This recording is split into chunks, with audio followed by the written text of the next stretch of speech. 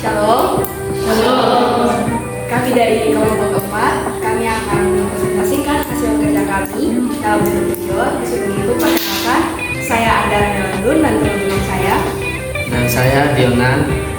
Dan saya Fitri Tausu. Saya Olimpia Mauni. Saya Ikonobian Kategori. Saya Benjamin Hatibirna. Baik, saya berikan kesempatan kepada teman saya untuk menjelaskan hasil dari kerja kami. Baik, terima kasih atas kesempatan yang diberikan kepada saya untuk menjelaskan materi yang kami buat dalam bentuk main ini, yaitu dengan judul kutipan dan rujukan. Yang pertama, pengertian kutipan. Kutipan adalah pengambilan atau penggunaan kembali kata-kata, ide, pendapat, data atau informasi dari sumber lain untuk digunakan dalam suatu karya tulis. Sedangkan rujukan adalah keterangan lanjutan mengenai suatu hal, artinya sumber yang dipakai untuk mendapatkan keterangan lebih lanjut. Dan yang berikut adalah fungsi.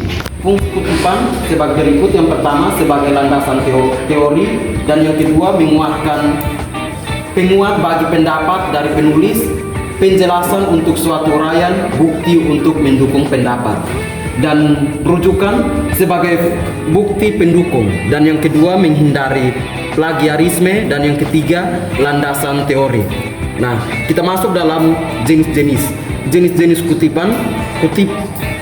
Kutipan langsung dibagi menjadi dua, yaitu kutipan langsung panjang dan kutipan langsung pendek.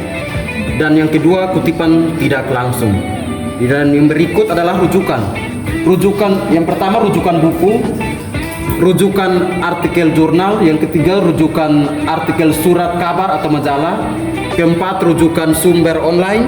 Kelima rujukan tesis dan skripsi. Keenam rujukan laporan. Dan yang ketujuh rujukan audio visual. Dan yang berikut kutipan langsung panjang. Yang pertama, dipisahkan dari teks dengan spasi dan besaran huruf yang lebih kecil. Dan yang kedua, bisa diapit tanda kutipan, bisa juga tidak. Dan yang ketiga, diintegrasi dengan teks. Yang keempat, cantumkan sumber kutipan. Kutipan langsung pendek diintegrasikan langsung, diapit oleh tanda kutip sumber kutipan, diberi jarak antar spasi yang sama dengan teks.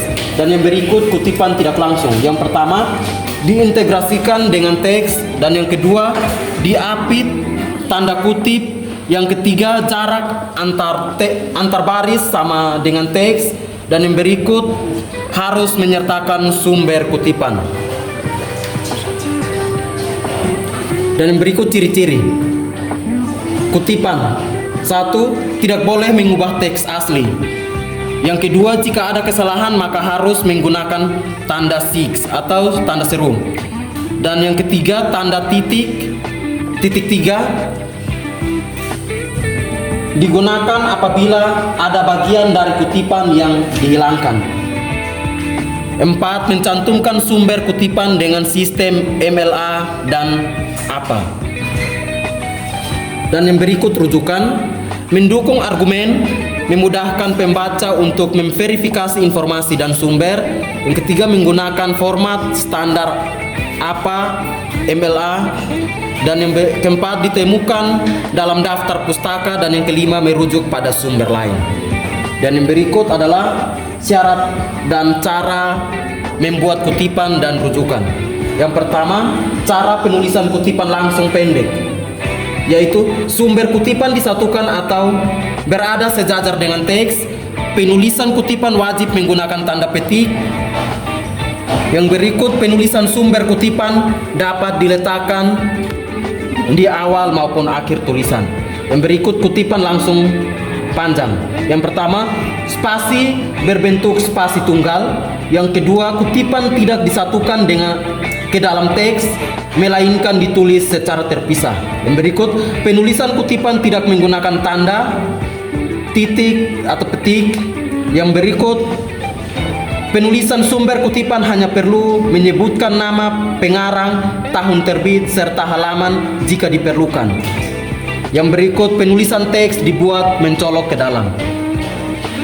Kutipan tidak langsung.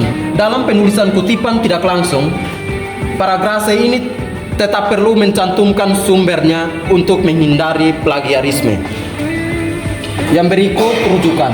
Dalam rujukan ada 3 cara penulisan, yaitu yang pertama body note. Body note atau catatan tubuh adalah penulisan yang langsung ditulis dalam teks kutipan. Tata cara penulisan body note. Yang pertama, ditulis di akhir kutipan tetapi dalam hal tertentu, bisa di awal atau tengah teks kutipan. Yang berikut, rujukan ditulis dalam kurung. Secara umum, rujukan terdiri dari nama pengarang atau tanpa gelar, tahun publikasi, dan nomor halaman. Dan yang berikut, footnote. Footnote atau catatan kaki adalah penulisan rujukan dengan menuliskan pada bagian kaki halaman yang terdapat kutipannya. Tata cara penulisan footnote: yang pertama, ditulis pada bagian kaki halaman yang terdapat kutipannya. Yang kedua, barisan pertama ditulis menjorok ke dalam. Yang ketiga, nama pengarang ditulis tanpa gelar. Dan yang terakhir, endnote.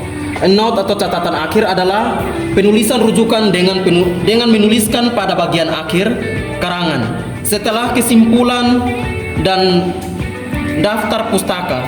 Tata cara penulisan endnote sama dengan footnote, sehingga tata cara penulisan yang berlaku dalam endnote sama dengan tata cara penulisan footnote. Perbedaan cara penulisan endnote dan footnote. Endnote diletakkan di bagian akhir suatu karya tulis ilmiah, sedangkan footnote diletakkan pada kaki halaman yang terdapat kutipannya.